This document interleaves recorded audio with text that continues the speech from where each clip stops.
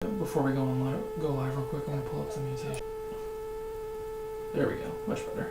Okay. Hopefully, you know what I just realized? This says Long Shots 26. It is not. That is a lie.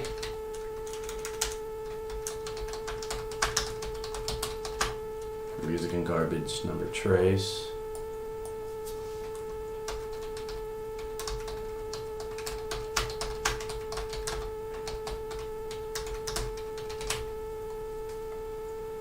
I always manage to not capitalize something. Okay, there we go. Sports, that is not. That is music. Change the thumbnail.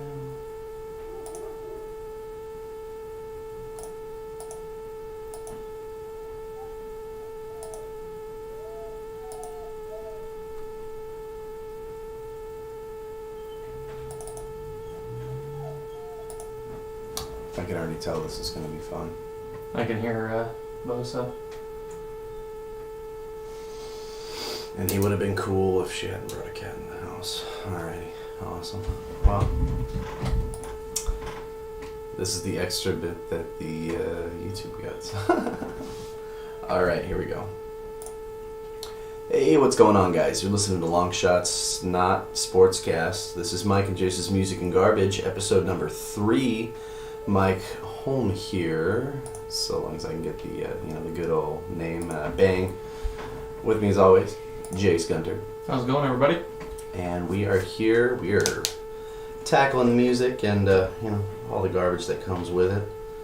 We are reviewing 2 albums that we enjoy today. I have Beck-Mutations, as you can see there, and Jace I have brought Pink Floyd's Metal. There we go. So. And what's great about this is neither one of us had heard the other guy's album prior to this, so we're pretty pumped about this. So, all the introductions and formality aside, Jace, how are we doing today? Doing all right. How are you, Mike? I'm doing wonderful. Good. I'll be doing better as soon as I can figure out why I chose to loop my headphones the way I did. There. Looky there. All right. So, again, I think I went with this one simply because I feel like in the same vein that like Lullabies to Paralyze is with Queens of the Stone Age's discography, I feel like Mutations does kind of get overlooked for Beck as well.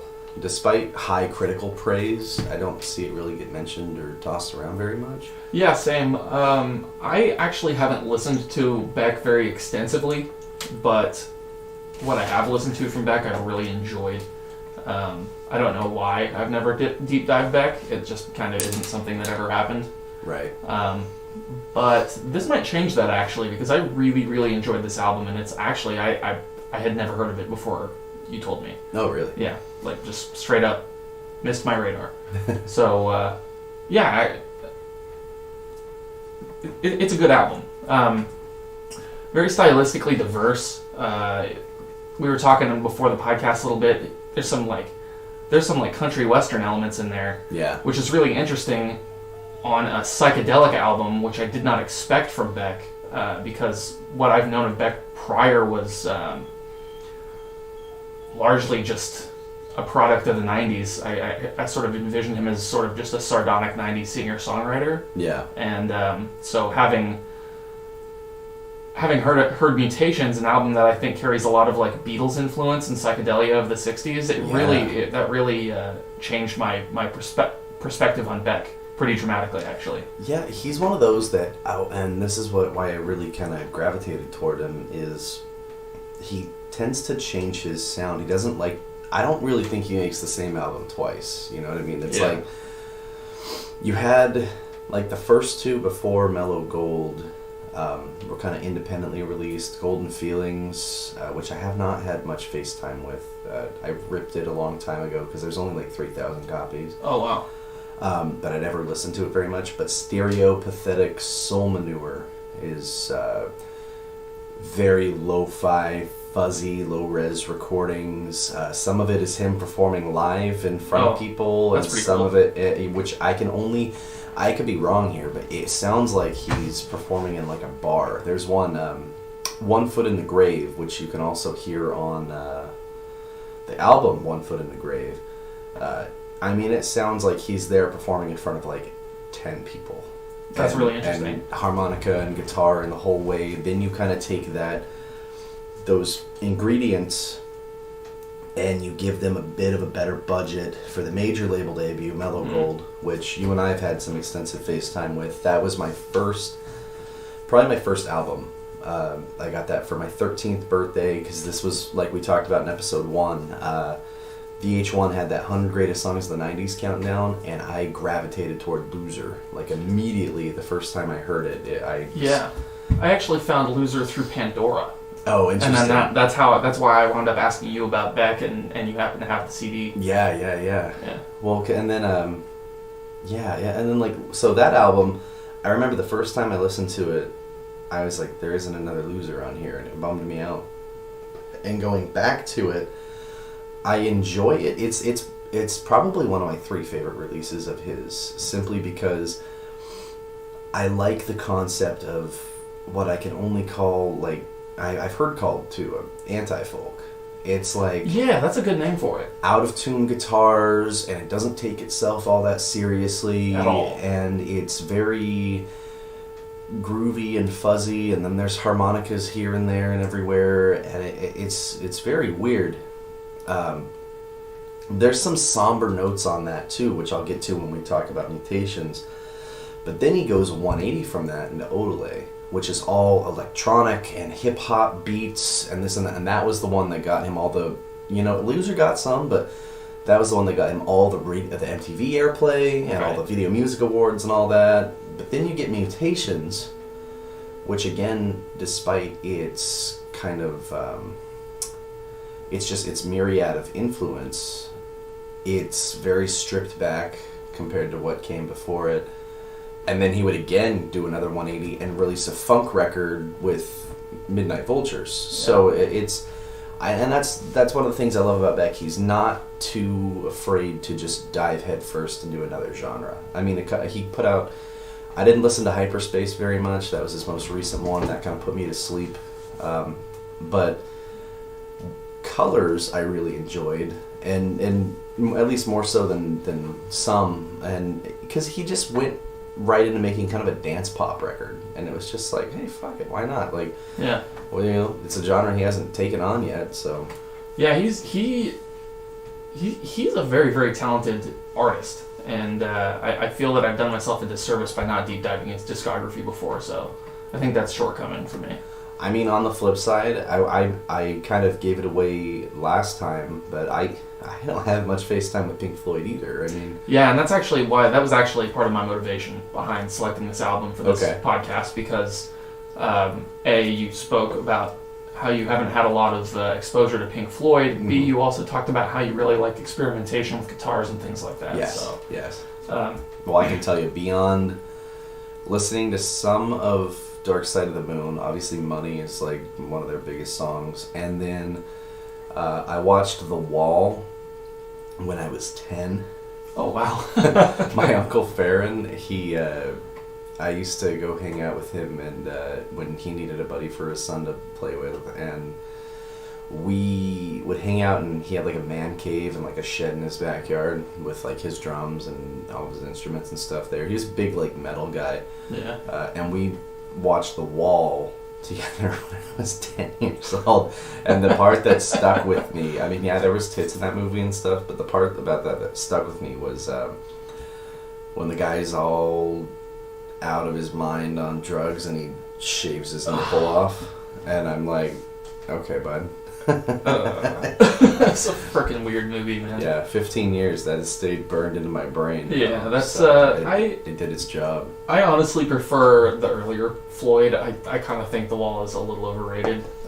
That's fair, man. I don't think it's a bad record by any stance. Sure. But when people talk about how it's clearly the best compared to Metal Animals, Dark Side of the Moon, for fuck's sake. Right.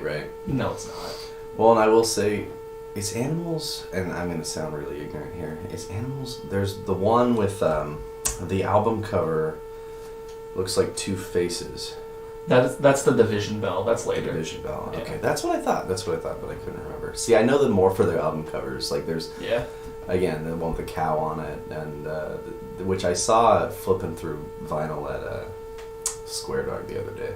But oh yeah, that's Atom Heart Mother. That's prior to metal. there we go. Okay, that's what because I was looking on Wikipedia as well. But yeah, aside from that, didn't have a lot of FaceTime with it. I came out of it, and I won't lie, it took me a couple times to really focus on this album. Right. This was a tough one because I couldn't get into it at work. Too much going Makes sense. on. I got loud here, even with headphones in. I can't focus. Yeah. But sitting down, putting it on, even just in the background while I'm, I've been playing this stupid game on my phone, but even just listening to it and absorbing it through that, or on my headphones while doing the same thing, came away a lot more, on this thing. Especially the main slice of this album, Echoes. And you were indeed correct. That Pompeii cut is... I'm glad you checked it out. Amazing. I checked right before you got here. Yeah. I had that thing on, and it was really good. Because last night I put them on. I said, okay, last minute homework. Here we go. Throw that thing on. I get to about the 12-minute mark, and then I passed out. And then I put it on again, and then I got to about the 12-minute mark, and I just didn't get. Must not have gotten a lot of sleep. I passed out. I was like, fuck. So, but I just got the definitive cut done. So cool. That's good to go. So on the main slice, as you call it, I think, Echoes. This was the entire second half of the vinyl. So essentially, really? I believe, I don't know this for a fact, but I believe what kind of happened was Echoes was something that they had been working on for a while, and that they knew that they wanted to have on a record. Yeah. And then they kind of went, shit, we have to write a side A now.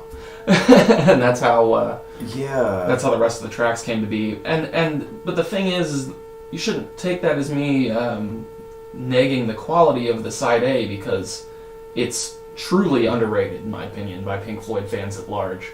Right. I will say I read up on the side A, and there was something about vocal efforts from all the members of the band on this one, where each one kind of had, was doing their own thing. Which is an interesting move. Interesting. It doesn't always work out like that, I feel. So a note on the vocal contributions by all of the artists.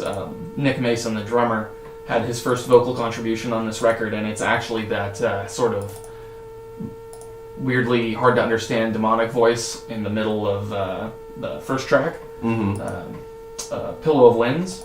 Or I'm sorry, it's that's right, Pillow of Winds. When he says, one of these days I'm going to cut you into little pieces. That was the drummer. I wrote that down Yeah. too. Yeah, because I was wondering what the hell he said, and then I actually had to look it up. What I enjoyed about, that title song, that first song, was it Pillow of Limbs, or was it, no, One of These Days. Oh, I guess you're right. Yeah, I knew that wasn't right. Okay. One of These Days. One of these days. That's the track. Long build, and then about 2 minutes in, you start to get a little more music in there. I'm just going to throw this image up. We're talking about metal first. 3:45 is when it takes off. You get the drums in there, and then it's all of such a a sudden, groove at that point. and it's almost like you're and this is where I do my dumb little my visual metaphor, but it's like you're finally taking off into space or something. Yeah. It's so great. And then I love the keyboard on that. The keyboards, yeah. That's Richard one of those Wright. things. Keyboard in like 60s, 70s rock. I'm a sucker for it. Yeah, and it doesn't totally matter. here for it. It doesn't matter how well known the song is or the band. You give me the keyboard solo and the goddamn "Carry On My Wayward Son." You give me the just the little keyboards we get here in One of These Days. I'll take it. I'll take it all. It's amazing. Yeah, it's Richard Wright, who passed away in 2008, was such an integral part of Pink Floyd, and he doesn't really get talked about a lot, which I think is kind of a crime. Fun fact about Richard Wright: I don't know all of the details about all of the fallouts that happened between the members of Pink Floyd. I'm actually not a huge diehard fan. I just appreciate them a lot. Sure. Due to a lot of their little spats and disagreements that they had, it actually wound up where towards the end of Pink Floyd's tenure as a band, Richard Wright was actually brought on as like a pianist for hire. He wasn't actually considered a member of the band. He was just being paid to play piano for Pink Floyd, which is so messed up because he's so, especially on this record, the keys on Pink Floyd records are, it's like it's a necessary organ. If it wasn't there, it would be. Well, yeah, it's a staple. I mean, yeah, that's insane. It's crazy, right? Yeah, I couldn't imagine. Yeah, so you have that first track, and it is such a build, and it's such a bop and a jam, and I didn't really expect for the first time I listened to it, I didn't really expect for it to take a direction change with Pillow of Winds. It kind of feels like it's going to want to like continue that momentum almost. Yeah, and Pillow of Winds gets kind of. It kind of takes it down a softer route, you know. And like literally. I mean, the first lyrics are a cloud of eider down draws around me, and eider down for people that aren't, British and born in the 40s is a type of duck. So he's saying like duck down. He's in a comfortable environment. That makes sense. Yeah. My lyrical reading of this album is sort of. I don't think there's really a great deep meaning here. I think it's just some really beautiful poetry about sleeping and waking up in the morning and it being a beautiful morning. Mm-hmm. Simply. I mean, a cloud of eider down draws around me, softening a sound. Sleepy time, and I lie with my love by my side, and she's breathing low, and the candle dies. Mm-hmm. When night comes down, you lock the door, the book falls to the floor, on and on. And then, you get to the end of the end of the lyrics anyway. And deep beneath the ground, early morning sounds, and I go down, sleepy time, and I lie with my love by my side, and she's breathing low, and I rise like a bird in the haze when the first rays touch the sky and the night winds die.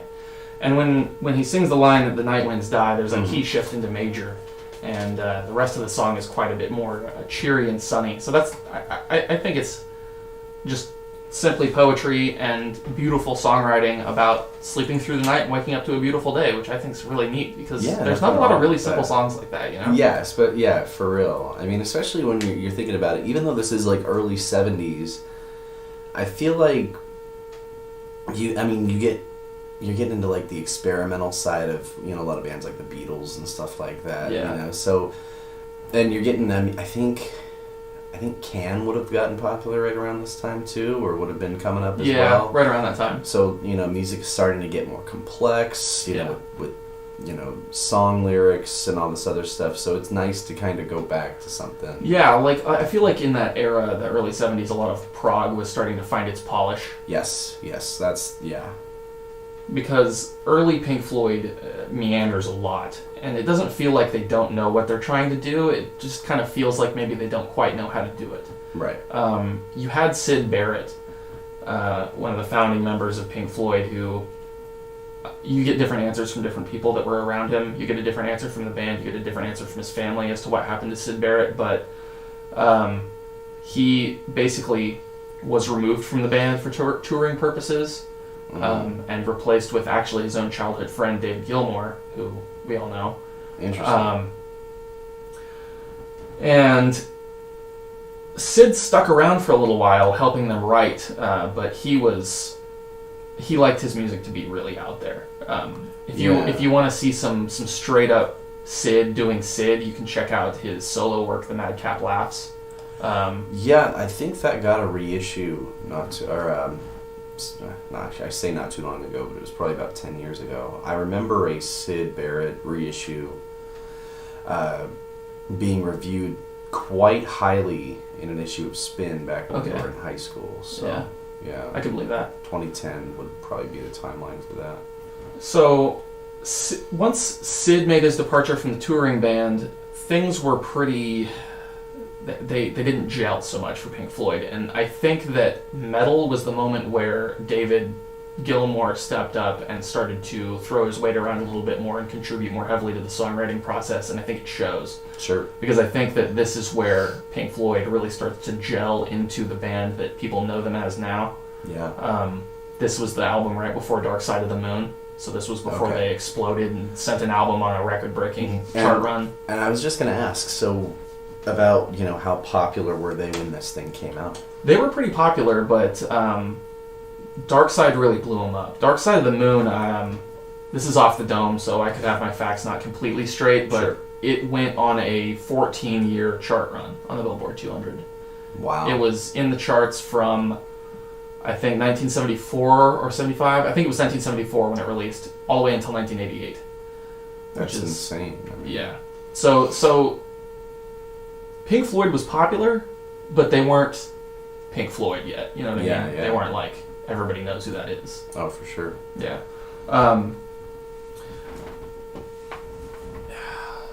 Yeah. So David Gilmour is the David Gilmour replacement of Syd Barrett, while unfortunate and, depending on who you ask, extremely tragic. I think it was actually one of the best things that happened to Pink Floyd, Okay. and by proxy, probably one of the better things to happen to prog rock music in its history. He's kind of like one of the forefathers of prog, no? I mean, Well, yeah, I would say so. There was higher quality prog coming out than earlier Pink Floyd Sure. in the '60s, but maybe I'll get ragged on for this a little bit, but I don't really think that they had a particularly strong rival through the '70s. They were just on tear, yeah. and I think that a lot of that has to do with David Gilmour's contributions. Sure. And part of the reason that I believe David Gilmour was so important for Pink Floyd was because later on, once Roger Waters started to take the reins more completely for things like The Wall, I honestly see it as a drop in quality. I think Roger Waters is a very talented musician, but I think without the duality there, it's just not Pink Floyd. Yeah, for sure. Anyway, long tangent. Well, Moving I mean, on. You got to have like it's got to be kind of a check and balance sort of system. Yeah. It was like, and this isn't like Pink Floyd or anything, but I did do a watch about. There's a guy, and people listening probably know who he is. Todd in the Shadows. He did a series called Train Records, talking about albums that have just destroyed bands. Right. And he did the one about Van Halen 3, which Okay. is when they. This is post Hagar. This is the one they did with Gary Cherone from Extreme. Oh, wow. Yeah. And he put it pretty simply. He said, yeah, essentially, Cherone came up with lyrics, and Eddie said, I gotta write music for that, blah, blah, blah. Well, what came out was that Hagar was saying, no, listen, like, he would come up with riffs, and as a frontman, I had to tell him to order this and do that, and then I can throw this in there and blah, blah, blah, to keep it, sounding like an actual deal. Whereas with Van Halen 3, Eddie just kind of took over the whole thing, and then Cherone was just there to sing, and it completely, the whole course of the band, really. Right. I mean, that, and it sounded like they were in 1984 when they were releasing that thing in 1998. But yeah, you definitely, there's some bands that are certainly the efforts of one guy over everybody else, but Yeah. I think in this case with Pink Floyd, yeah, you definitely need It's the David mix. Gilmour and Roger Waters here as kind of a to kind of mesh and be cohesive. Yeah, it's definitely an essential mix. It's unfortunate that they had so many disagreements. Once again, I don't know all the details of said disagreements, but Right. So Fearless. Fearless is an interesting track. I have heard a couple of different takes on this. I'm not quite sure where I stand with it, but lyrically, it's an interesting track, and it kind of meanders a little bit musically. Comes through a couple of different movements, I Mhm. think. So just to go to the lyrics real quick. You say the hill's too steep to climb it. I'm sorry. You say the hill's too steep to climb. Climb it. You say you'd like to see me try. Climbing. You pick the pace and I'll choose the time, and I'll climb that hill in my own way. Just wait a while for the right day. And I kind of feel like maybe this is going in the same direction that Time went on Dark Side of the Moon lyrically. Mm-hmm. At this point, that's kind of my interpretation. But it changes itself up because a little farther down the song, you get the lines, "Fearlessly the idiot faced the crowd smiling. Merciless the magistrate turns around frowning." And I'm not sure what they're talking about I here. wasn't sure. I'm just going to be honest. Oh, see, I wrote down. I didn't write down any lyrical notes because I think we talked about that. It's not often I really pick them apart and pay attention. I mean, I learn them enough. I can sing and stuff, and if I like a song enough, like Logan said, I can kind of delve into the meaning. But I just took little jot down notes for Fearless. I wrote, I loved the guitar. I liked that kind of ascending refrain they went with. And then I love the end when it breaks into the crowd singing one of their other songs. So that actually, let me see. I had specific notes about it. So the end chant is actually a group of fans of the Liverpool Football Club singing their team anthem. Really? Which I didn't write down, but let me look that up real quick because that came into another take on the lyrics that I heard. That there are people that believe that the song's actually about Syd Barrett in a roundabout way. Okay. Liverpool.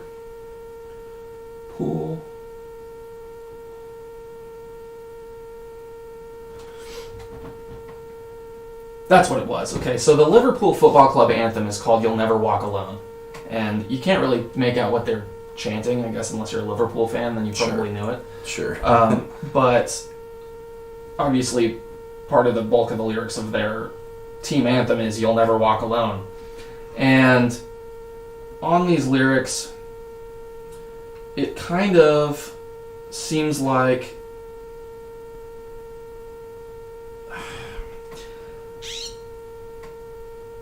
okay, so let me just go back to the lyrics real quick. "And who's the fool who wears the clown, and you go down in your own way, and every day is the right day. And as you rise above the fear lines in his brow, you look down, hearing the sound of the faces in the crowd."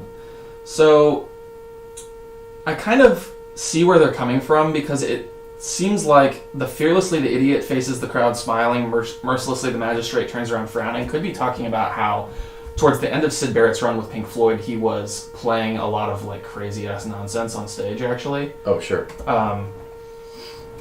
that he just wanted to be super duper avant-garde to the point that a lot of people were just like, "Bro, what are you fucking doing?"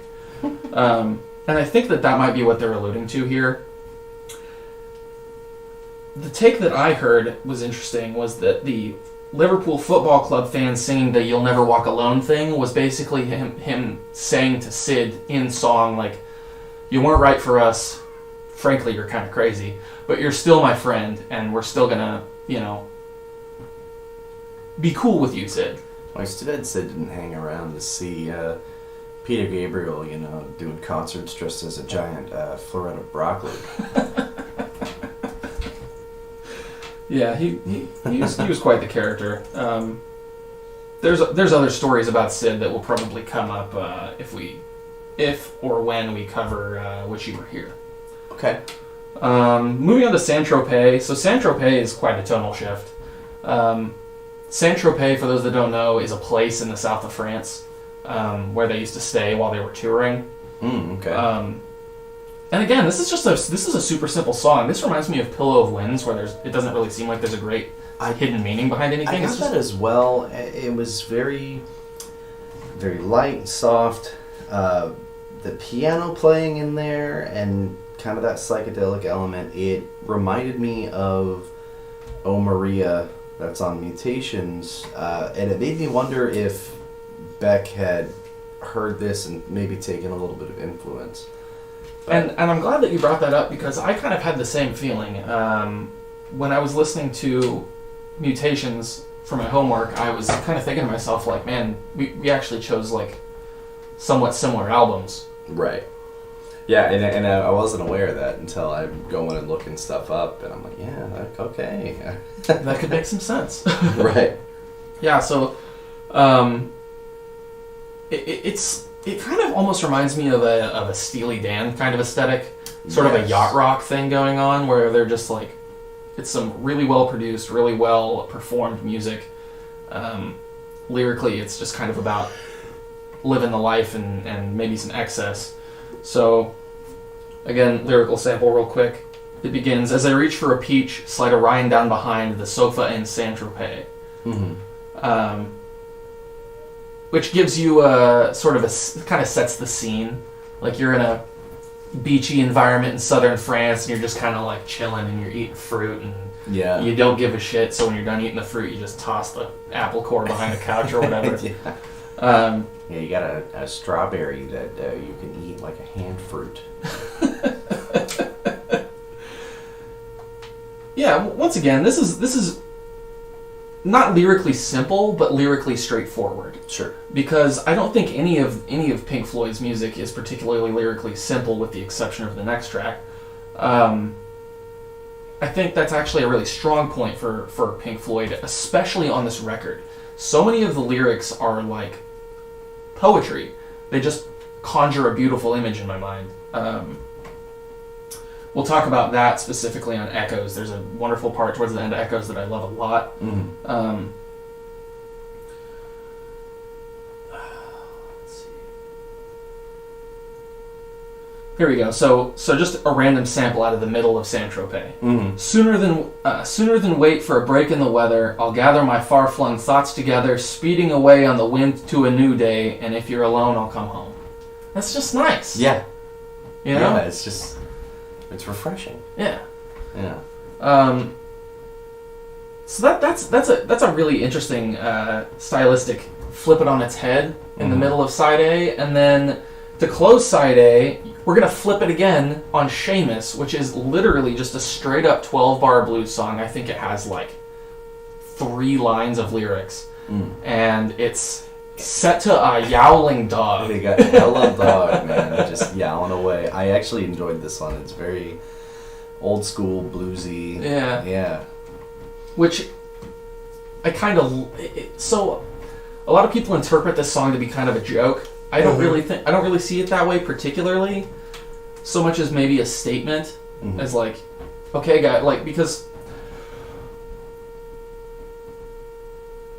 there was a push, especially because of like Led Zeppelin, there was a push for a lot of music to get more bluesy, and Pink Floyd already kind of have a little bit of that blues DNA, but they don't stick with it, obviously. They're psychedelic rock, they're progressive rock, they go off and they do their own thing, and I feel like Seamus was a statement like, hey, listen, we can do the blues. Mm-hmm. Guess what's funner? Echoes. But I still really like the song. Like I said, this is an example that proves the rule of Pink Floyd being lyrically simple.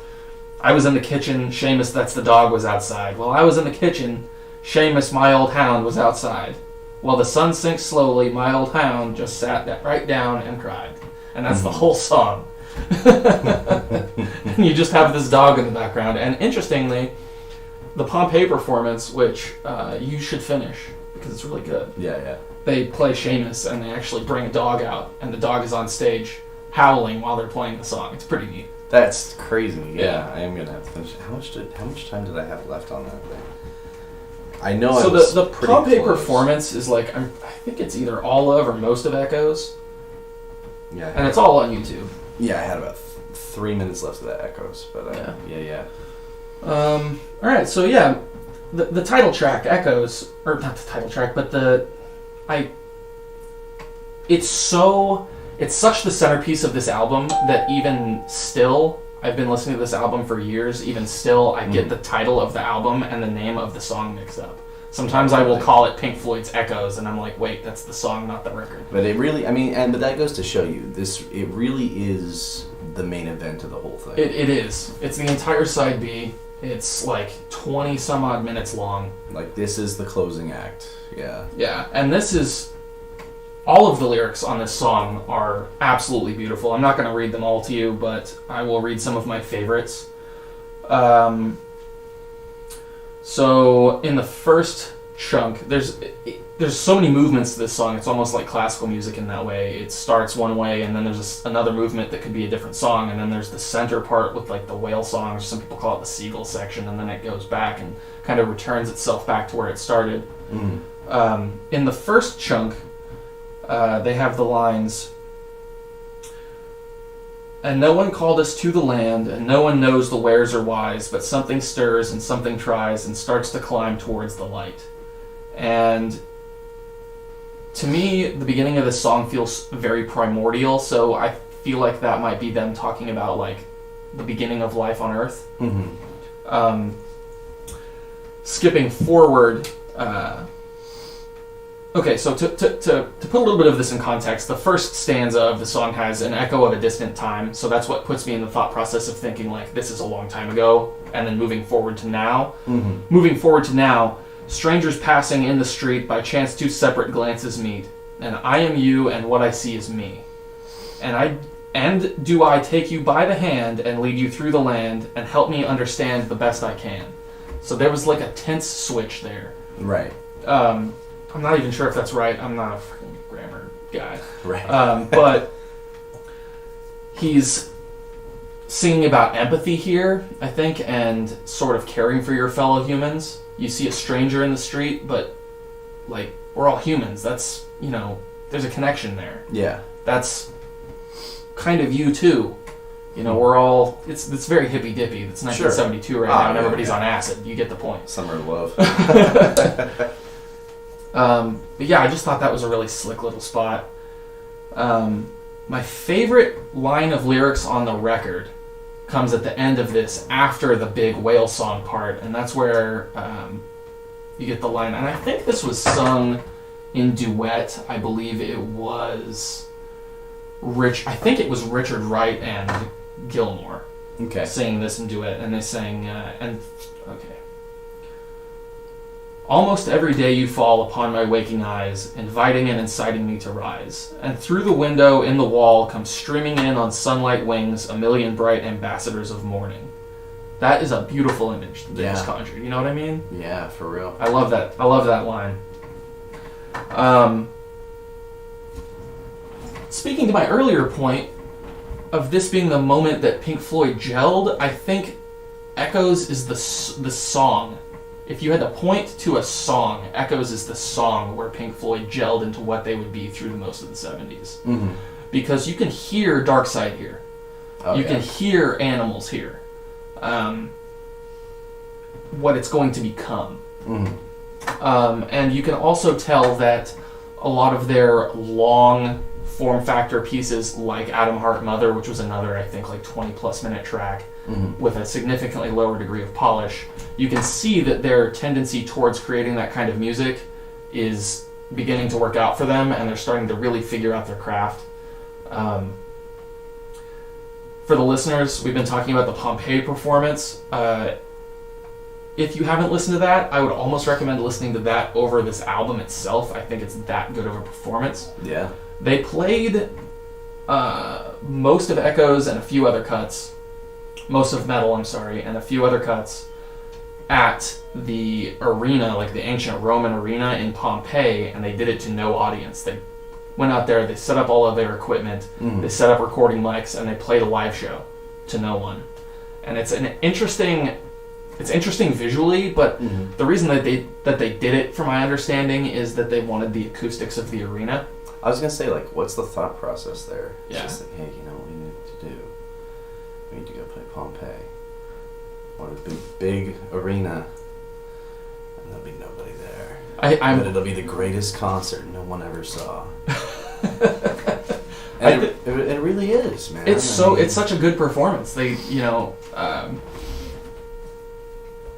Nick Mason is just in an absolute trance through the whole thing. You know, he's just sitting there and he's kind of like, he's got his head down and his arms are just out here and he's doing his thing, and it's so cool. Yeah. It's so cool. And they splice in images of like murals and mosaics and things. Yeah. And they splice in like images of like the hot bubbling mud and stuff from the geothermal activity around the volcano, and it's just a really neat concert. And it's like we talked about last time a little bit.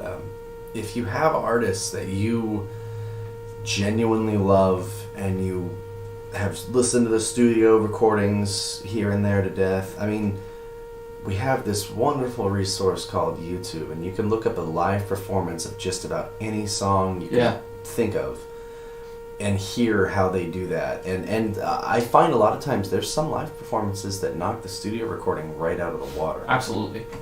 Absolutely. I think this is one of those cases, and the studio recording is something magnificent in its own right. Yeah. That should not be taken as taking anything away from the studio performance. But this Pompeii concert is it's a live performance masterclass. Yeah, I mean, it's absolutely. something on an absolute higher level. You know, I mean, there's concerts I've seen live that I'm sitting there going, I enjoy the studio recording, but it's not gonna have that same energy. Yeah. You know what I mean? Like, you hear it and you love this song, and then you hear, you have a moment at a show resonating, with the crowd and with the band, and then you go back and I still love it, but then I'm sitting there going, man, that night can't be matched. Yeah, actually, and to shift away from Pink Floyd for a moment, I actually feel that way about the latest Tool record. I think the studio album does not do the live show justice. Oh, that's cool honestly, to hear that. Yeah. So Echoes, the whale song portion, that turns a lot of people off. A lot of folks get filtered by that weird middle part because it kind of sounds freaky. There's like crows in the background squawking. I mean, it's nothing that I haven't necessarily heard before, but because at this point we've listened to a lot of experimental stuff, but what threw me was that this is 1971. Yeah. When they made this, it's insane. I mean, I think the closest thing that rock at that point, or at least mainstream rock at that point, had to being kind of experimental and weird. I think Beach Boys had like Sloop John B. Yeah. And kind of interesting stuff like that. Yeah, as far as mainstream, for sure. But that was it, and anything like that had kind of flopped. I mean, if it wasn't, people got to remember, like, if you couldn't throw it on a late night show or throw it on the radio, nobody was going to put that as a single. Nobody was going to buy it. You're not getting a 23-minute block on the radio. It's like, no, you're not getting a 23-minute block on the radio. And it's kind of like that, you would have seen it if you watched Bohemian Rhapsody. They didn't want to put Bohemian Rhapsody as a single. Yeah. They're like, no, nobody wants rock opera. Nobody wants to listen to, how long is Bohemian Rhapsody? Like, oh God, it's pretty long. 7 minutes or something crazy like that. Well, not crazy by this measure, but by radio standards. But by radio standards, far too he said, long. no, nobody wants to listen to a 7-minute song, blah blah blah, and yeah. So for Pink Floyd to essentially, not that they were in dire straits or anything, but to essentially put all their chips in on the back half of the album being one gargantuan experimental 23-minute song. I mean, it's something amazing. And what's a fun fact that I really like about that experimental portion through the middle is that whale song that people talk about being freaked out by. That's actually David Gilmour's guitar. Yeah. They put a long reverb on it, and then they hooked up a wah pedal backwards, where they put the input into the output and output into the input. I guess this only works with older wah pedals. I was looking up before the podcast, how to actually do this so that I can speak a little more intelligently on it. Mm-hmm. It only works with older wah pedals, but when you plug it into David Gilmour's guitar, and it has to be very, very similar to his because it only works with those pickups. That's how crazy this is. You turn the volume all the way up to 10 on the guitar body, and then you use the tone knob, and you grab the tone knob and you push it up to about 5, and you get that whale sound, and then if you back it off slowly, that's where you get the laughing parts. You get that That's insane. Yeah, and that was all on his guitar. There was no tape manipulation or anything. And that's one of those things. I genuinely love a lot of these kind of groundbreaking sounds. They come from people just fucking around. Yeah. It's like the Kinks, man. When people were going for distortion sounds on their amps and stuff, that was because, if I recall right... There's Seamus. Yeah, we've got Seamus of our own here. Fucking Doug needs to fucking be quiet and go to bed like a good boy. Anyway, it was, I believe, Ray Davies. It's either him or his brother. He cut the amp, like the speaker portion of the amp, took a knife and went. And then when they played, it made it sound all fuzzy and weird. Okay. And then, so he goes, I forgot who was saying it. It was on some VH1 metal documentary I watched a long time ago. But he's like, yeah, so you got Ray Davies or whoever it was to thank for coming up with a distorted sound on your amplifier now. It's like, oh, shit, okay. That's pretty slick. Yeah, and it's just from people fucking around. Like, they're bored, just playing. It's like, I was telling you about that magazine, that Rolling Stone, the 100 Greatest Artists of All Time, which I'll get into again when we talk about the Beck album. There was a write-up, because artists did write-ups on other artists. Bowie did the write-up on Nine Inch Nails. And he said, yeah, Trent Reznor bought a synth and threw out the instruction manual and just let it play all this chortled, distorted BS that he could think of and turn it into something amazing. That's pretty sweet. And that's what I love about it, though. Finding the groundbreaking stuff, just fucking around and making it do weird things. Yeah. So another example of that on this record is at the beginning of Echoes, that pinging sound, that almost like a sonar ping that opens it up. That is, so a little bit of instrument history for you. Let me grab my notes real quick so I don't say anything wrong here, give you some incorrect information. So the way that they did that ping and the keyboards in the opening of Echoes is actually what is called a Leslie speaker. Okay. And that is an aftermarket attachment to a Hammond organ, which was a smaller instrument than a full pipe organ, but it was designed to produce the same range of notes and everything. It is actually, it was used. Hammond organs and Leslie speakers were used pretty extensively through the 60s and 70s, but what Pink Floyd did that was interesting was they actually took that Leslie speaker from their Hammond organ, which, emulates an organ, so it's just a speaker system. And they had the guys at Abbey Road come up with a way to hook that up to a... did I write down the type of the piano? I did not. So they had a particular type of grand piano. And they hooked this Leslie speaker that's meant to emulate pipe organs up to this grand piano, and it just interacted weirdly with the piano. When they played certain notes, it would give that sort of sonar ping ringing, and it wouldn't on other notes. Interesting. And that's how they came up with that intro. Little depth on the Leslie speaker, because they're kind of neat.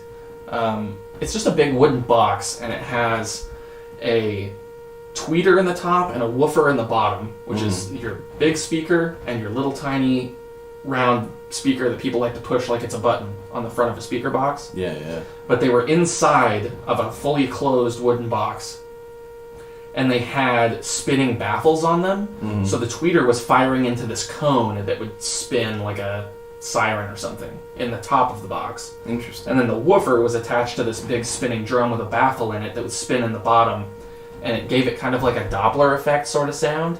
Okay. It's a pretty neat piece of technology.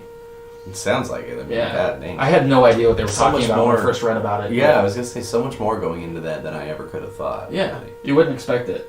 But they it was an interesting record for them because they were both trying to find their feet as a band that was out from underneath the shadow of Syd Barrett.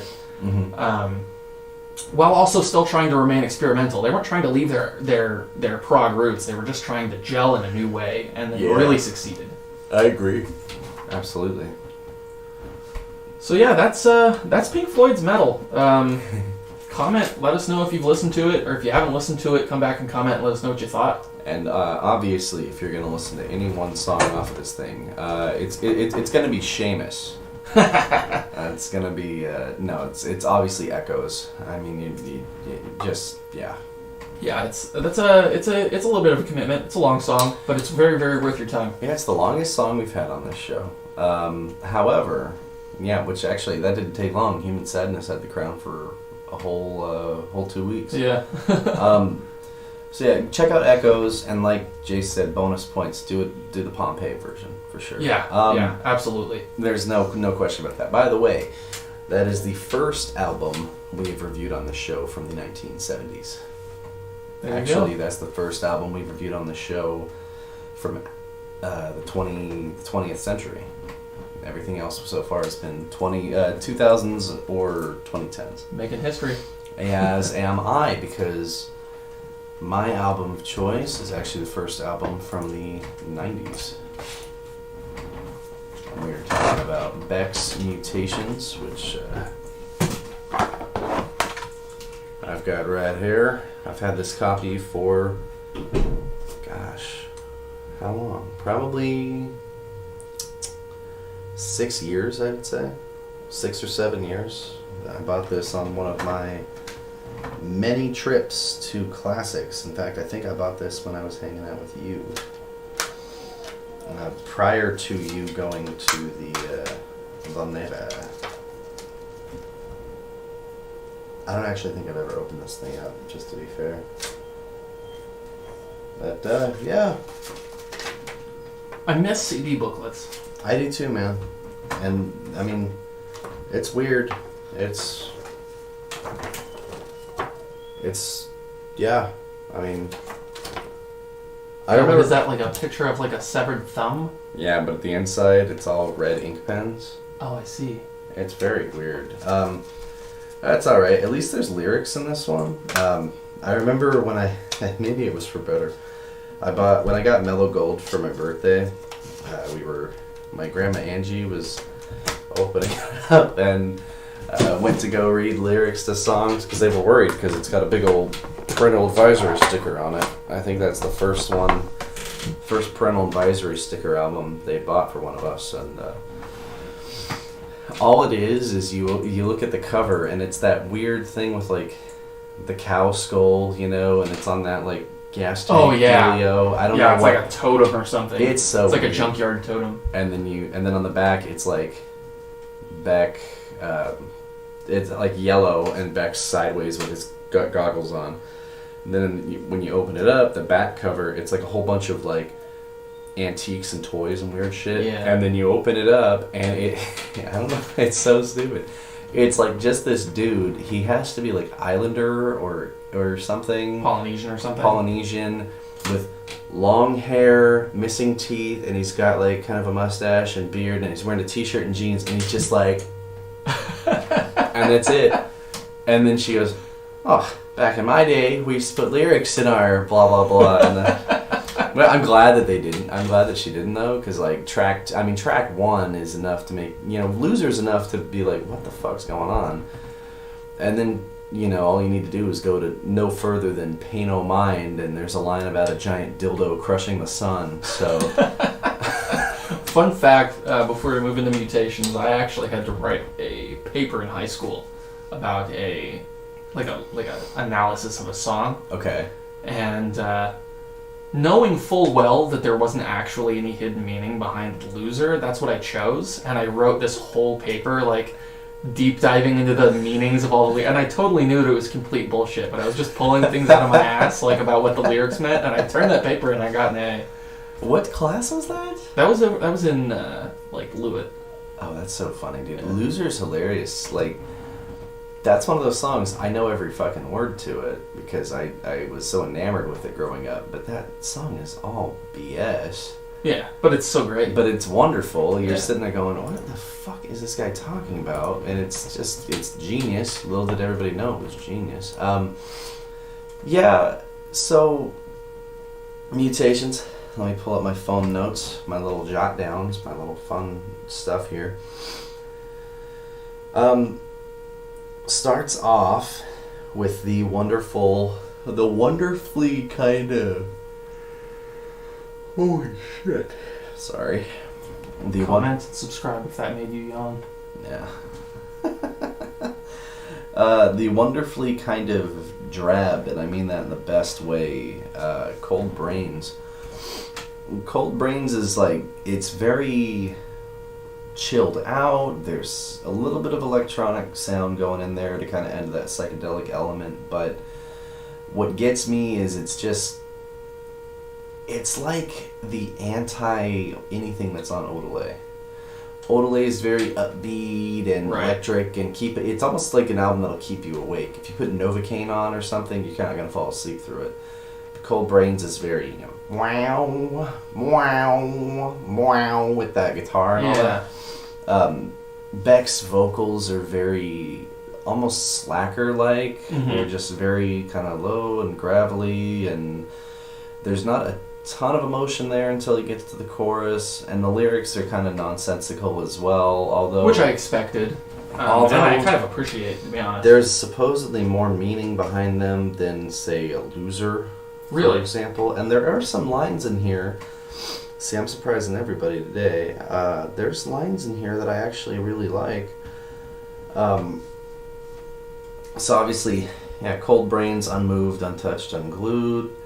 But the one that gets me, No Thoughts, No Mind, A Rot Behind, A Trail of Disasters. The chorus, A Final Curse, Abandoned Hearse, We Ride Disowned, Corroded to the Bone. I just love the way that sounds. Then you've got a Worm of Hope, A Hangman's Rope, Pulls Me One Way or the Other. There's just some wonderful lyrics here. I'm not going to go on and say that I know what the hell these mean, because I don't, but it's just some great stuff here. Somebody says, one thing I will say is that it does sound like a callback to kind of Mellow Gold or One Foot in the Grave, and upon reading this here, it does say it was meant for One Foot in the Grave, but it never happened, and Beck rescued it for Mutations, and it's not bad. I mean, it's a nice kind of basic little psychedelic folk song. I don't think it's the best on the album or anything like that, but it's just... It's a good opener. It's a good start, and if, for anybody that was looking for more of that kind of quirky folkness from him, that was there for Mellow Gold, it's kind of a welcome back. As is the second track, Nobody's Fault But My Own, which, for me, it is kind of almost like a less somber, it's like a part 2 to a song from Mellow Gold, Steal My Body Home, which is arguably the most somber track on that album, but it's very low and distorted and sad. This one, his voice is a little higher than in that one, but we see the return of some of the instrumentation, and some of the pacing is almost the exact same. So I see it as almost just like a newer, sleeker Steal My Body Home. But it's still got that somber tone that you'd come to appreciate from the other song. But again, it feels like a kind of a welcome back, kind of a retread to what he had done, just 4 years prior to that. So far, really nothing newer. As good as these songs are, nothing really special and different. And then we get to, of course, Lazy Flies, which is where the album kind of takes a different direction. This is acoustic and sounds upbeat and cheery, despite the fact that he's clearly talking about decay. And possibly in LA, from what it sounds like, he finds humor in some of the descriptors here. If I pull up some of the lyrics, lazy flies all hovering above the magistrate. He puts on his gloves and he looks to the clouds all pink and disheveled. But then he gets to a hideous game vanishes in thin air, the vanity of slaves who wants to be there to sweep the debris. To harness dead horses, to ride in the sun, a life of confessions written in the dust, out in the mangroves, the minor birds cry, in the shadows of sulfur, the trawlers drift by, they're chewing dried meat in a house of disrepute, the dust of the opiates and syphilis patients on brochure vacations, fear has a glare that traps you like searchlights, the Puritans stare, their souls are fluorescent. Sounds like a lot of mumbo jumbo to me, but no, I'm fucking with you. No, I mean it's very descriptive. It is, but it's not straightforward. No, certainly not. But there is a lot here about that I would assume is just from the decay just witnessed in just daily life. I do like how descriptive it is, chewing dried meat and all this other stuff. Yeah. It feels cynical. Lazy flies hovering above, Yeah. It is very cynical. I was just gonna say that. Yeah. So this is where you see, this is kind of the first sign of something different. It's lighthearted, but it really isn't. I mean, the lyrics are certainly gloomy. There's nothing really happy going on, but he's able to kind of find humor and a cynical take on something like that. Then you get to Canceled Check. Canceled Check is where we get the first real hint of his country influence. Yeah. Which I love. I remember there was like some slide on this a little bit, I think, wasn't there? A little bit of slide, and you get that ragtimey piano. Yeah. It sounds like a saloon almost. Yeah, absolutely. And I love it. And that came as such a surprise twist to me. Yeah, and that's where I immediately just figured, okay, he's taken that Hank Williams kind of influence a little bit. And Beck was a big Hank Williams fan. He actually did the write-up on him in that Rolling Stone magazine. But also, I mean, he's been known that he can do a pretty good country song. Johnny Cash talked about Beck. He actually covered his song, Rowboat. I believe Rowboat was from Stereopathetic Soul Manure, if I recall correctly. And Cash said, he can do old school country like just as good as anybody else, and blah, blah, blah. So it's interesting, but the way, let me see some of the lyrics on this thing. This website tends to be like the best Beck authority on shit. Hate to do this, but you're a pain in the neck. Thought you knew this. You're handing me a canceled check. You're so helpless. Your girlfriends think you're a saint. I'll give you a quarter. I'll keep my judgments to myself. I mean, this comes pretty forward as a bit of a breakup song, no? Yeah, definitely. And I get caught up in the moonlight, reaching out for a rotten egg. I don't want to beg. Which sounds like such an old school line, if I'm being honest. It does. It's crystal clear, your time is nearly gone. I mean, that's a wonderful chorus to me anyway. Count your blessings and do the things that you should. All the has-beens have never had it so good. Stormy weather, the kids are making a racket in the wilderness, the wild lives are so mild, and we get caught, and then again the chorus again. So it's a shorter song, but I really dig it, and he actually does kind of a story on this. So among the oldies on Mutations, Canceled Check is one of the oldest. Beck says he wrote it in a hotel in Tokyo, which dates back to the first week of September 1994. He played it on stage almost immediately. One known recording is from September 9th, 1994 in Hawaii, a stopover on the trip way back from Japan. These early versions of the song are remarkably similar to the one on Mutations, except that Beck performs the song solo.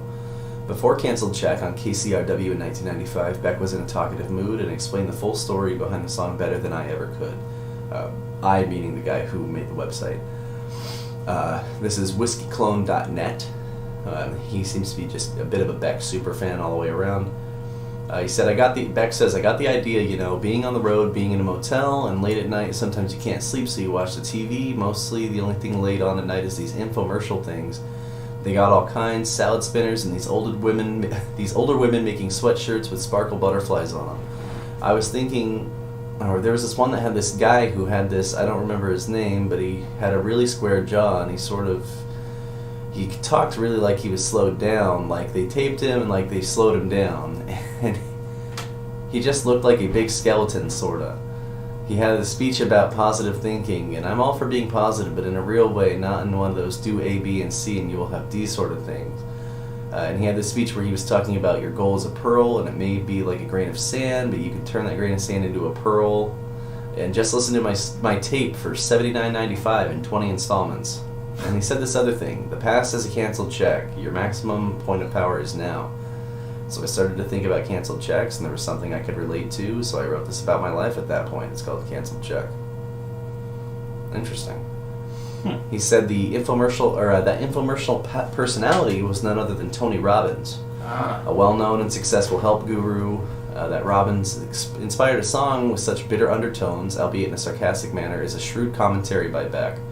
Robbins offers up these types of phrases and feelings to his customers, and the solutions are in his tapes. Realizing that Robbins' strategy for persuasion is to insult, Beck fills the song with similar jibes. Beck, however, seems to be directing the song towards someone specific, and in full Robbins style, Beck peppers the biting lyrics with insincere reassurance like, I thought you knew this, I hate to do this, and long explanations of the song, both on KCRW and on stage on October 24th, 1994. Beck was quick to emphasize that he was writing about his life at that point. Beck wasn't making fun of Tony Robbins types, but relating it to his own emotions and experiences.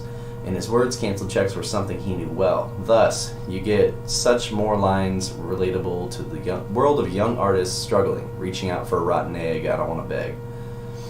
It's really interesting. Because that is such a specific thing that he was aiming for. So it says, lyrically, the song changed just a little between 95 and 98 when it finally appeared on Mutations. Beck sang amusingly in the other versions, I heard you moaning, your girlfriends think you're a saint, but he changed that in the fall of 1994. The second verse was also different. Stumble, religion is starting to get annoyed, you got momentum building up in a void, stormy weather, the kids are making a racket, you got some magic conjuring up a phony mystique. In 98, with the help of his Beck-Mutations band, Beck turned the song into a loose country stomp. Producer Nigel Goodrich had a hand in reworking Canceled Check. He felt that these great musicians were all too proficient, reportedly had them play the song in the dark with bags on their heads in order to get the right atmosphere. It's interesting to note that Smokey Hormel played the rhythm acoustic guitar while Beck played some of the slide guitar licks. Switched from their traditional positions in the band. Greg Lies also returned to add pedal steel, which he had previously appeared on Sissy Neck, which is on Odelay, and would later play on Beautiful Way. Roger Manning's piano perfectly matched the drunken spirit of the song. The spontaneous breakdown coda is one of the oddest endings from a Beck song, and it's certainly easy to imagine them playing in the dark with bags on their heads. That's freaking nuts. That's really funny. I had no idea. It's like some Captain Beefheart shit. That is really what it is, man. Yeah. That's remarkable, though. I had no idea. Yeah, that almost obviously the timeline doesn't work amazingly, but it almost has a similar feel to me as a Jack White song. Yeah, a little bit. As far as lyrical content combined with the country western sort of edge. Well, and Beck, White was known to kind of take a lot of that country influence as well too. Yeah. So it definitely makes sense. Yeah, this is certainly one of my favorites on the album. Not quite the favorite, but we'll get to that here in a bit. Then we move on to, let's see, Tropicalia, which was actually... we had We Live Again. Wow, you're right. I actually thought that was the other one. You're right. Okay, We Live Again I like. It's... How do I put this? The instrumentation on this thing reminds me of an early SNES style JRPG. Really? You know what I mean by that? Okay. I'm gonna have to listen to it again, but it's almost got it's not 8-bit or chiptune or anything like that. Yeah. But it's that almost Renaissance style kind of melody that they put in there. It reminds me of something I would hear either in the opening movie or during a somber part of an RPG where you're talking to the main kind of damsel in distress. I feel what you mean looking for that aesthetic. Yeah. That's essentially what I get. Lyrically, though, I'm doing this on the fly because why not? Says, these withered hands have dug for a dream, sifted through sand and leftover nightmares. Over the hill, a desolate wind turns shit to gold and blows my soul crazy.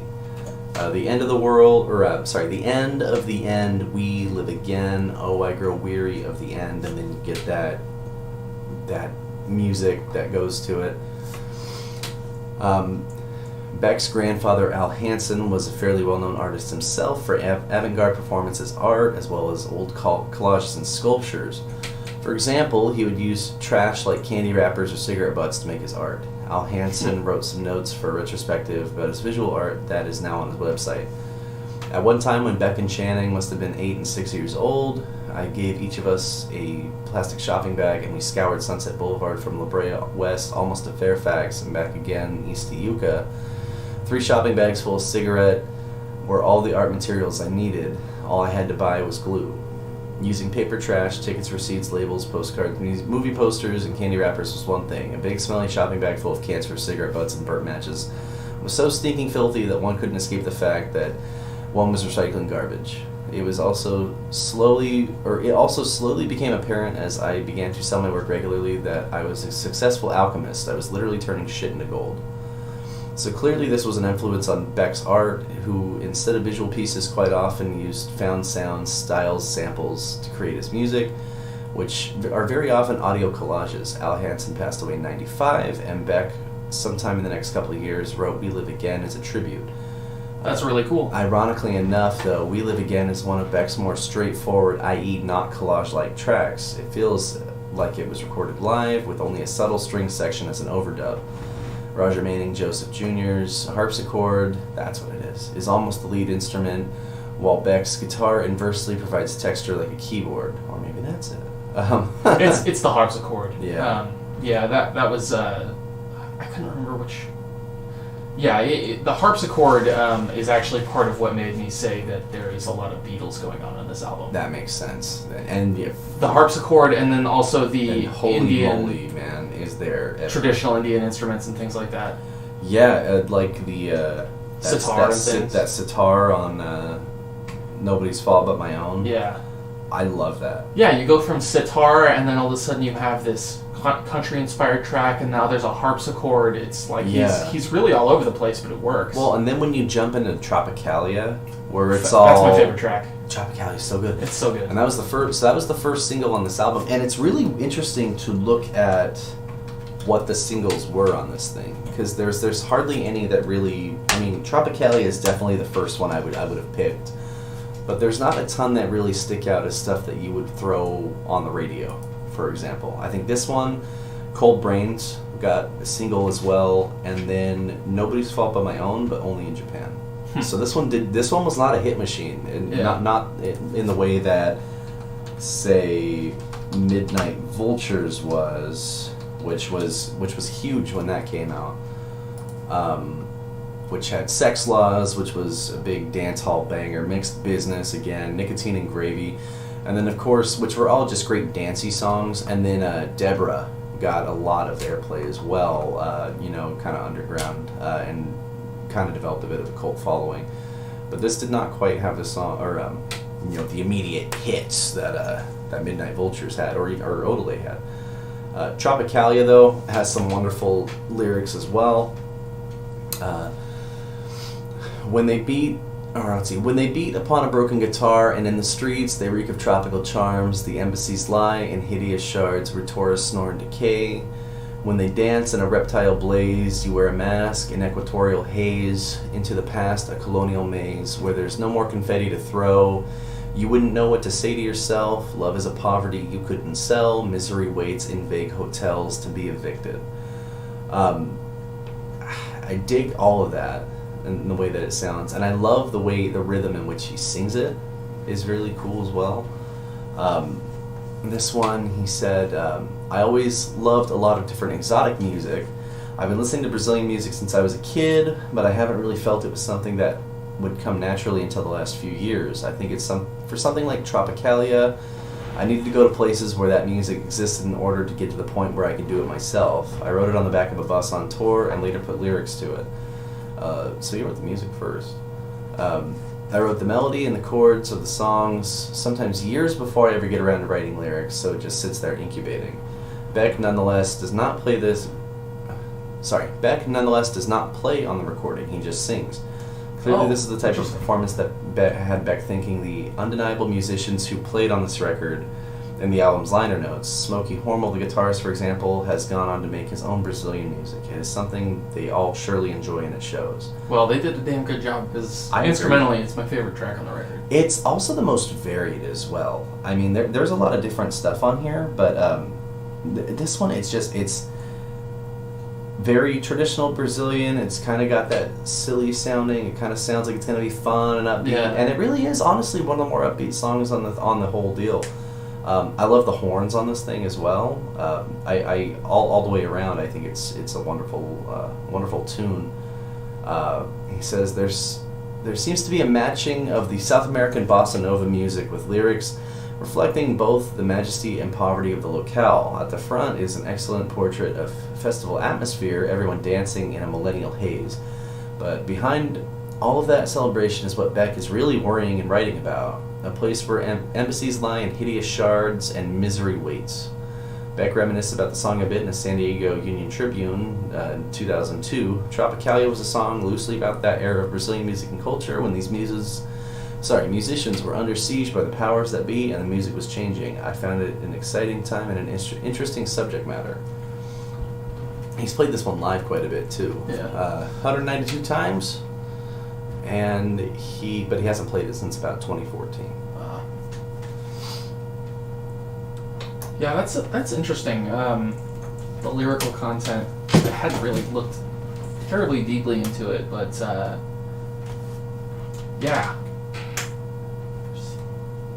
To the studs, they're anabolic and bronze. They seem to strut in their millennial fogs till they fall down and deflate. Yeah. You didn't know what to say to yourself. Love is a poverty you couldn't sell. Misery waiting in vague hotels to be evicted. Yeah. I'm getting a lot more respect for Beck's lyrical chops. Yeah, he's one of those that I think when you first hear him, at least when I first heard him, I'm like, this guy just puts a bunch of nonsense words together and makes some cool stuff. But it works. But then there's even when you do feel that it's nonsense words, it does work still. There's certainly, like, I think on a lot of these tracks, there's definitely, like we brought up in Lazy Flies, there's certainly like an underlying cynicism to a lot of what he puts out there, which is fun. It in a way he's just finding a lot of levity with what he's talking about. I think that's very in keeping with the vibe of the 90s. Yeah, I agree with you there. Dead Melodies is the next song. Dead Melodies, it reminds me a lot of, it's almost like just you're kind of calling back to We Live Again a bit. It's definitely got a similar sound. Yeah, I thought of this as a return back to the base of the record. Yeah, you may as well have called it like kind of We Live Again Part 2, if I was being honest with you. But I enjoy it all the same. Some of these lyrics are great. Where will you go when this day is over? A gambler's purse lays on the road straight to your door. The snakes have gone crazy tonight, winding their way out of sight. A laugh, a joke, a sentiment wasted, seasons of strangers that come and go, doldrums are pounding, cheapskates are clowning this town, who would disown themselves now.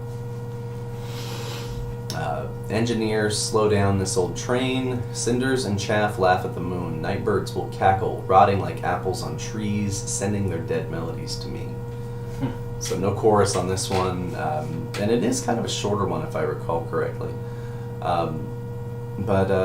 Yeah, again, like, what's interesting about Mutations, you could have almost just called it, I mean, this is almost a B-sides collection with how many of these songs have been hanging around since at least 94 or 95. And Yeah, this is an certainly interesting one of them. observation. When you consider Mellow Gold came out in 94, One Foot in the Grave came out in 94, and then Odelay in 96. This one didn't come out until like late 98, if I recall correctly. Yeah. So it's kind of interesting. And it goes to show you how busy of a guy Beck was back then, because then, of course, Midnight Vultures comes out in 99. So over the course of 5 years, you've got 5 albums. Even though there's a couple gaps in between there, you had 2 in 94.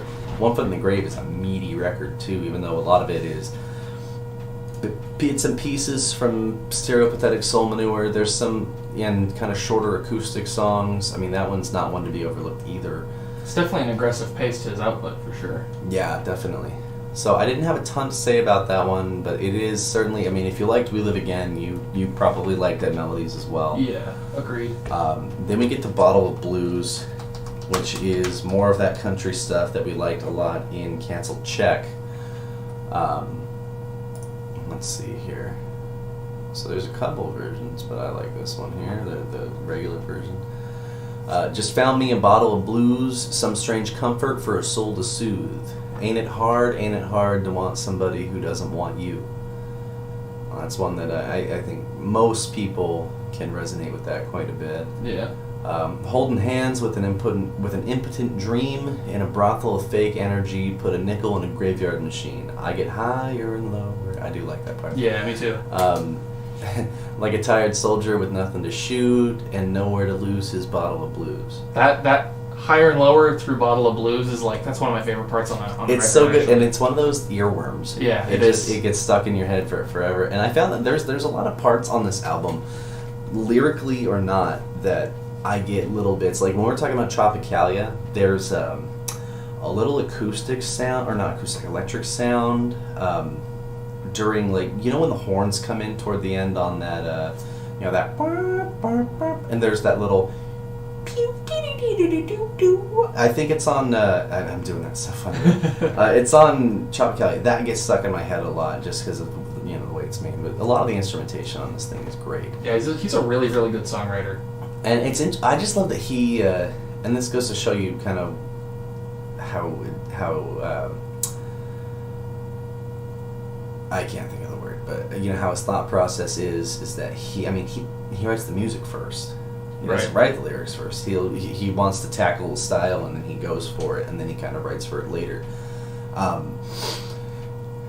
Let me see. Bottle of Blues, just like most of Mutations, stop me if I've heard this one before, was a rusty old song that Beck dug out of the cupboard. I guess technically we haven't heard it put that way before. However, it is one of the few songs on the album for which pre-album versions are not readily circulating. For the album, Beck and his band put together a fairly straightforward arrangement. The whole song is very rhythmic, from Beck's vocals and guitar to Justin's bass and Joey's drums. Toward the end, Beck and Roger add all sorts of nifty synthesizer sounds to the mix. The song seems to be about impotence, be it sexual or otherwise. Like most blues lyrics, it's open to different interpretations and emotions. Most of the lines do have an undeniably sexual nature. I get higher and lower like a tired soldier with nothing to shoot. One of the main lines from the song says it clearly, holding hands with an impotent dream. This line clarifies a lot of other images, from a tired soldier with nothing to shoot in a brothel of fake energy to even the title, Bottle of Blues. A line Beck borrowed from Woody Guthrie takes on a whole new meaning here. Hard, ain't it hard? Most of the other feelings described, I've been waiting for a year or a day, I'm over the rails and out of the race, are a result of this impotent dream. Beck, as usual, has some pretty twistedly entertaining take on the blues. In addition to an affirmation and interpretation, Beck uses his lines like, tell my mama I'm 100 years late, I'm over the rails and out of the race, or on a backwards river, to express how he is feeling, who can't relate to these phrases sometimes. They are simple, unique expressions, but filled with a lot of meaning and emotion. And he's played that one pretty recently. Really? 2019. Oh, wow, yeah. That's a good cut. Somebody says, Bottle of Blues is probably better suited for the stage. The tight but loose feel of the song is even more charming on stage. I can see that. I would like to see that on stage. Yeah. Then we get to O Maria. This is where we primarily get a lot of piano. Kind of a somber, it's almost, that's not the O Maria I'm looking for. It's almost sticks out like a sore thumb on this thing in a way, just by way of the instrumentation. It's different, even though a lot of these songs are slow. I'm glad you said that, because it really does, actually. When I was listening to this album through for the first time and I hit Oh Maria, I was like, oh, this is a shift. This is almost like the closest we're gonna get to Beck making like a coffee house song. I think. And obviously, I mean, so there's no one, nothing to see, the night is useless, and so are we, because everybody knows the fabric of folly is falling apart at the seams, and I've been looking for a good time, but the pleasures are seldom and few. It says, throughout Mutations, Beck consistently explores situations of decay and ruin. Beck notices and explains, when I sing about decrepitude or corrosion, I'm not sitting on the wailing wall. These aren't depressing things to me. They are humorous, ambiguous, and they're just part of the fabric of my life. And he's right, most of the songs aren't overly depressing at first glance. He weaves into his songs naturally, which makes sense. You can kind of, like we talked about on some of these songs already, you can kind of see it on just a lot of these songs, and that's, I think, where we get kind of the cynicism from all that. I mean, I'm sure if we deep dive some of that stuff from Mellow Gold, there's something there, but yeah, makes a lot of sense.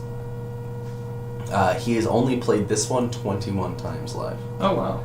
A lot of these songs, other songs were played 188, 192 times. This one's only been played 21. And worth noting, Bottle of Blues has only been played 40 times. Wow. Which is crazy, yeah. So whoever's heard that one live, they've gotten a real treat, I would think. Yeah, no kidding. That's definitely one that I would be really, really happy to see live. Yeah, for real. Then we move on to Sing It Again. This was honestly one of the more forgettable songs for me personally. I did feel that the late middle part of the record sags a little bit. Yeah, I mean, you get a lot of kind of these slower ones. This one, though, I will say on most of these, I get at least something that plays in my head that I can call back to. I don't get anything for Sing It Again. Yeah. I had to actually listen to it another time just to have something to write down, or at least to kind of go, oh, yeah, that one. Right. Which, kind of a bummer. Hey, most records have a dropped song or two. Yeah. If they don't, then we're probably going to wind up talking about them. Yeah, I can think of at least two that there's only about two records or three that I could think of off my dome that it's like don't have one that I skip. Yeah, a little bit of a drop track. And most of them are only like 9 or 10 track albums anyway. Right. You keep it tight. So sometimes you go a little more. Sometimes you just skip them. But then we get to Static, which I really enjoyed. Static it's the closer, air quotes. Well, his first lines almost kind of sum up the rest of the album. Yeah. Lyrically, and especially, what's this site that we're heavily featuring today? WhiskeyClone.net. So the guy over at Whiskey Clone, his interpretations of Static seems to play into that a little bit. It's so easy to laugh at yourself in all these jokes. That's the first two lines. Yep. That's perfect. I mean, there. Yeah, he's just singing about the rest of the record. What I loved about this, it has very similar tempo to Cold Brains, but it's musically, as much as I love the harmonica in that song, I think musically there's a lot more going on. I did like hearing a lot more of the guitar in this one, more electric guitar coming through on this thing. I found Static to be a very fun listen, and it's among my favorite songs on the album. Static and the hidden track, Diamond Bollocks. That was a quick, it was like, and you drop a track and then it just shoots right back up in quality again. I've got something to say about Diamond Bollocks, because actually that might probably, it's either that or Canceled Check. I would say Diamond Bollocks is probably my favorite album, my favorite song on the album. I remember because when I'll talk about Static a little more here, then we'll get to Diamond Bollocks, but Sure. The final lyric is a wonderful composition, one of Beck's most poetic.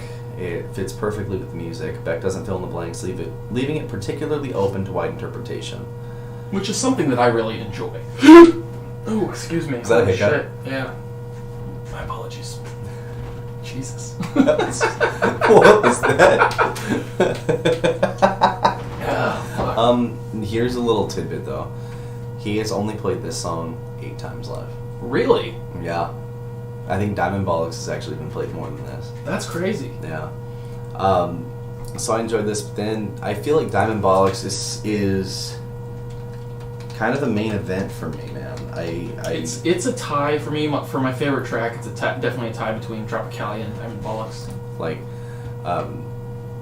That would have been the single cover to it, I believe, which is actually the back cover of the album. 6 minutes long. Looking back at some dead world that looks so new, offices and fountains that they named for you, dazzlements of accidents rejoice in their doom. Harakiri spinning around the golden looms, girl, you dream infections from the nauseous heart. Choice cuts meats from derelict boulevards. You hear that lonesome whistle blow, no direction seems to be known in a senile revelry. A tearful gaze turns away, emoting cold and gray, scented eunuchs clothe our wretchedness. Looking back at some dead world that looks so new, offices and fountains that they named for you, so ungrateful to the who's and what's his face, perilous connections look so out of place. Looking back at some dead world that looks so new.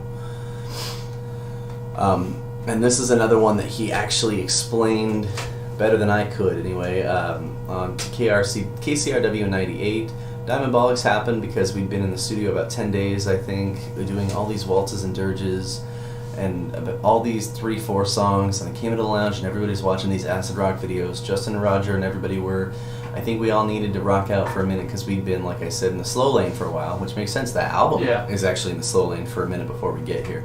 The studio is fairly sedentary and we needed to get our cockles warm, just kind of kick it with the gear a little bit. Later, Beck described the process with a little more detail. We literally in one night recorded 8 songs, then took the 24-track tapes and cut them up on a tape and created this crazy song. It was more about the process than the actual song, but I ended up liking the song too, he explained.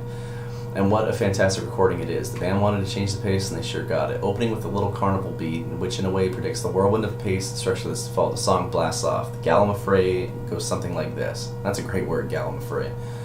Carnivalesque harpsichord intro with painting to choral bridge, 0 seconds to 27 seconds. Big guitar riff, borrowed from Mega Boob. The first verse with lyrics from Erase the Sun, 27 to 122.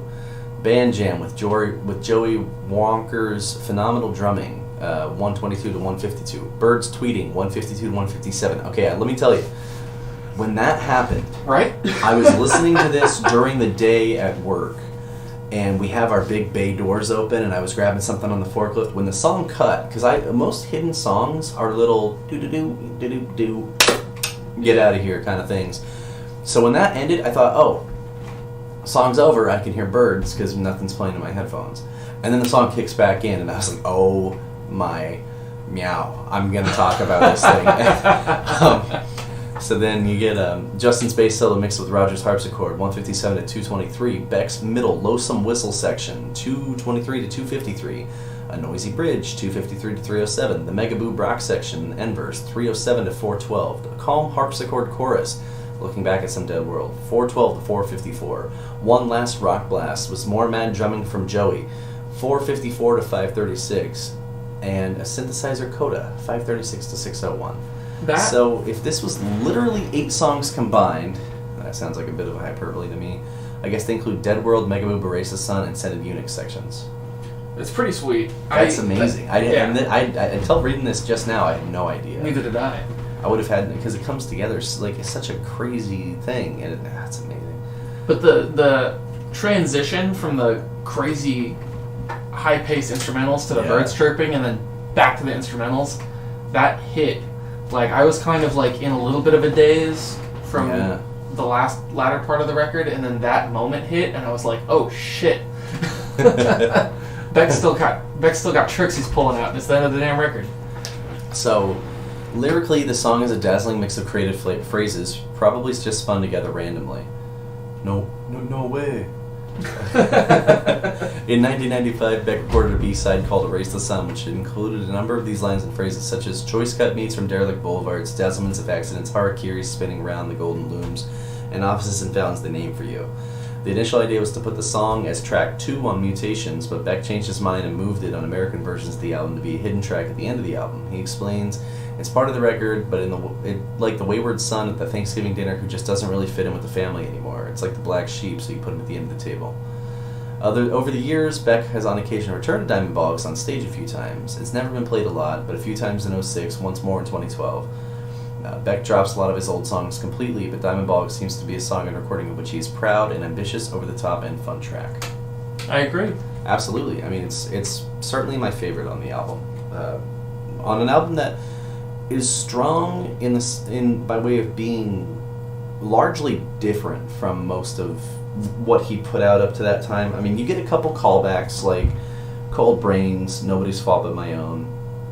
From there, you get a varying, medley of different sounds. Whether it's the country stylings of Canceled Check or Bottle of Blues, which has some blues in there as well. You get kind of the Brazilian influence of Tropicalia. You get kind of that... There's quite a bit of 60s psychedelia on this thing, too. Absolutely. And then you get that kind of somber, sad harpsichord, twinkling of We Live Again, which is a beautiful song. And then it builds to just static, and then this medley of awesome on Diamondbolics. overall, just a great album, and one that I think largely goes overlooked in his catalog. I think. Yeah, this is a CD that I will probably try to find a physical copy of. I think this is a really good record for sure. Definitely, man. It's one, like, I think if people go in Beck's catalog, I think usually you hit Mellow Gold up for Loser, then it's Odelay, and then people usually kind of skip this one, maybe Midnight Vultures, and then from there, I mean, a lot of people just kind of jump into, kind of newer, Guero. Yeah. And then, from there it's just mostly a lot of Beck's newer stuff. But, no, I enjoyed this quite a bit. I've been a Beck fan since I was about 13. And I'm always looking forward to seeing what he does next. He's a tremendous musician. And, this is just, another footnote for him. But Another chapter in the book. Yeah, The Beck book. One that certainly I think in the grand scheme means a lot to me. So I definitely enjoyed digging this one out from time to time. So, do we have Songs of the Week this week? I have a song of the week this week. Let's hear it. So, Clipping, new single. New single? New single from Clipping. Here Say we the go. name. Candlesticks in the dark, visions of bodies being burned. Candlesticks in the dark, visions of bodies being burned. Candlesticks in the dark, visions of bodies being burned. Candlesticks in the dark, visions of bodies being burned. Candlesticks in the dark, visions of bodies being burned. Candlesticks in the dark, visions of bodies being burned. Candlesticks in the dark, visions of bodies being burned. Candlesticks in the dark, visions of bodies being burned. The hook gon' be what it is, the hands off. The retribution for what you took from the man. Got blood on the rust, God bless the red earth. The dead man walks the tongue bridge, a bridge, the time space, the boot, the concrete, the project undone. They juking, major look, you can't see it. The mob built the walls, the streets bleed sweet syrup, the bees love it. They coming on a swarm and they raining on your college ass disco. Get your collar turned up in your freshest attire. Get your bitch womb ready, cause this baby gon' be fire. It's not a dream, it's a memory. Memory glands heavy in the sky, blacked out already. Stop screaming, the flames ain't shit to a demon. Say the name. Candlesticks in the dark. I know you wanted to let it go, huh? Yeah, don't want to get in trouble. I enjoyed that, man. And Clipping is so cool, dude. Like, and just the way that they consistently put out just shit that sounds awesome. Yeah, it's it certainly appears to me that this is going to wind up being a sequel to their existed Addiction to Blood, which is the last one. Which was My favorite Clipping record, which is... Oh, really? Oh, absolutely. I still love Clipping, the self-titled. It's just spelled funny. It's like CLPPNG or something. I still really like that record, but some of the more gruesome cuts on that one I enjoyed too. And I know that there existed in Addiction to Blood is kind of that same... Yeah, it's like a love letter to horrorcore. It's Yeah. fucking great. It's almost like they took like Body and Blood from that first album, or I think it's their second album, and just said, expand on that, make a whole Send it. album, make a whole album of Body and Bloods, which is great. So, holy moly, mine's gonna be. I haven't really been checking out newer music the last couple weeks, so mine's gonna be an older one, because I just picked up this album, and I never get tired of it. It's from the 2009 masterpiece Bit Orca, and I'll just... Dirty Projectors being the band. Dirty Projectors is the band, Bit Orca is the album, and of course the song is... I have two that I really like, but I'll... my song of the week is Cannibal Resource.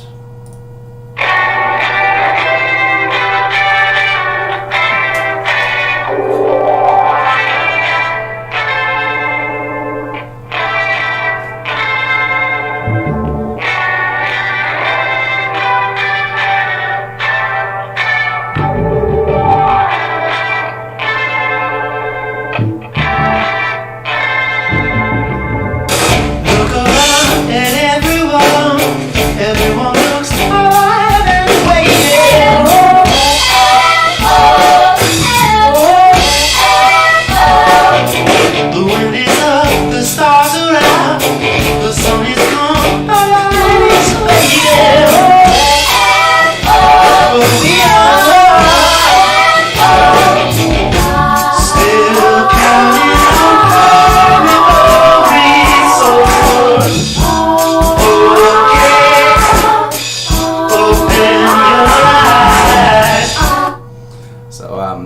again, I love the singing on this album with this band in general. A lot of varied instrumentation and stuff going on. Yeah, there. I like that little.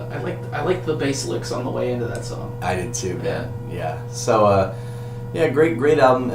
It's from that landmark year. You know, 09. I always talk about it, man. 2009. If I were to just go back to albums real quick. Meriwether Post Pavilion right off the top. It's Blitz, Meriwether Post Pavilion, Vacademus, Bit, Orca, Blueprint 3, Wolfgang Amadeus Phoenix, Double X. I'm not going to mention that one. Lungs, Two Sons, but there's more on here. Let's see. The Ecstatic from Most Def. Actor, yep. Embryonic, that's the one I always forget whenever I go on about how great this is. Humbug. Crack the Sky, Mastodon. Crack the Sky, yes, thank you. Let's keep going here. Album from Girls, Man on the Moon, Part 1, Hospice by the Antlers. All the way around 2000. We haven't had too many years, like 2009. Yeah. If we're being real. So yeah, definitely check them out. So that was our songs of the week. We've got the new. What was the name of that clipping song? That clipping song was. I already forgot the name of it. Say the Name. Say the Name by Clipping, and for something new. And if you're looking at something old that maybe you haven't heard yet, we're gonna go with Cannibal Resource by Dirty Projectors. So with that being said, it seems like another rousing, wonderful edition of Mike and Jace's Music and Garbage has just come to a close. Yeah, I hope you guys enjoyed it, and if you have any thoughts, please share them in the comments. We will read them all, because there's probably not going to be that many. Yeah, that's exactly right. So, until next time, I will see y'all again, let me think about that, Friday, if you're listening to Long Shot Sportscast, and we will see you again 2 weeks from today. A couple more Saturdays, we'll have a couple more albums for you. That's right. All right. Take